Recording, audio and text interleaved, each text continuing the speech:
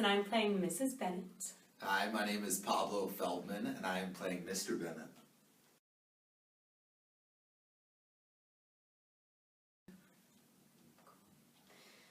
I think my biggest challenge with Mrs. Bennet is that she is so funny and she's a zany lady, but she does come from a very real place. She cares about her family and she cares about her daughters. So as ridiculous as she is, and as much as she goes through the play kind of wailing and screeching, there's a really real person in there that I've been working to find. Yeah, interestingly enough, mine's actually kind of along the same lines where Mr. Bennet, he seems complacent throughout the show. Maybe it could be easy to see that he doesn't care that much, but I think he really does care about his family and his daughters, and just finding that through road and finding that throughout the play.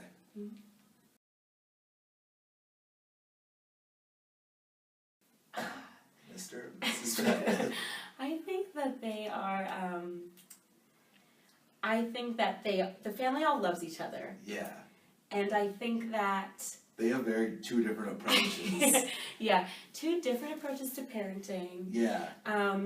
Mrs. Bennet, I know, thinks she's doing the right thing, and I think intends to raise like a bunch of social butterflies, but she ended up with like one Lydia and 4 daughters who are other personalities. Mr. Bennet would definitely, he's very overwhelmed by Mrs. Bennet's parenting style, and he's more the laid back dad who just wants to he's like, let's let them do their own thing, and it's gonna work out.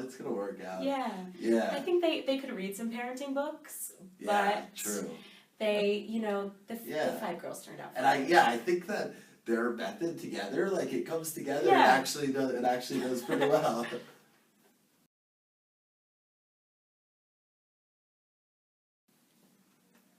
My favorite line, there are so many good ones, but I think one of my favorites that I say is like an underrated little one where Mrs. Bennet is talking about Sir William Lucas and his wife, and she basically is like, Sir William Lucas is a good man, and his wife is not very clever, which I find restful.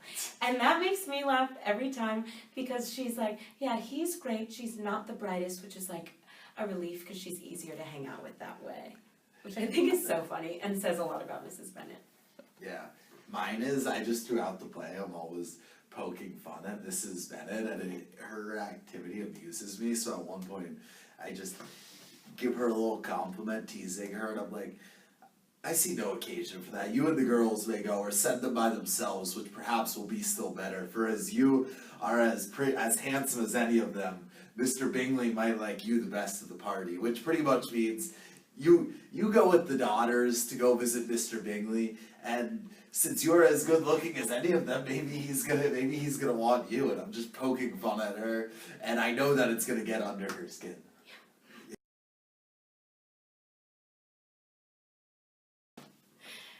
If I could wave a magic wand and do any show, I think I would do A Midsummer Night's Dream, because I've wanted to be in that play since I was 5 years old, and I never have.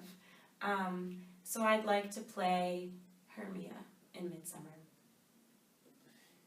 I'm waving my wand right now, and I could do Death of a Salesman. It's just such a legendary play, played by so many legends, and I just don't think it gets any more human than that on a human level, and that really interests me. Yeah. So Arthur Miller.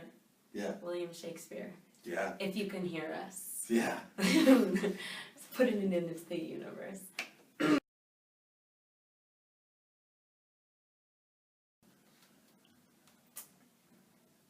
The first thing I do before I step out on stage is probably just take a breath, and in that breath, think about what is happening to my character right before I step on stage in the story of the play.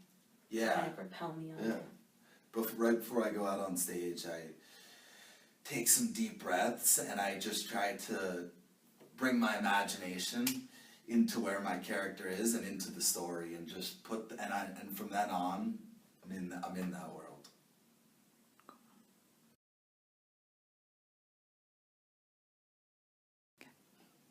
We're excited for you to come see it. Can't wait. We hope you enjoy it. Yeah, we'll see you there. See you there.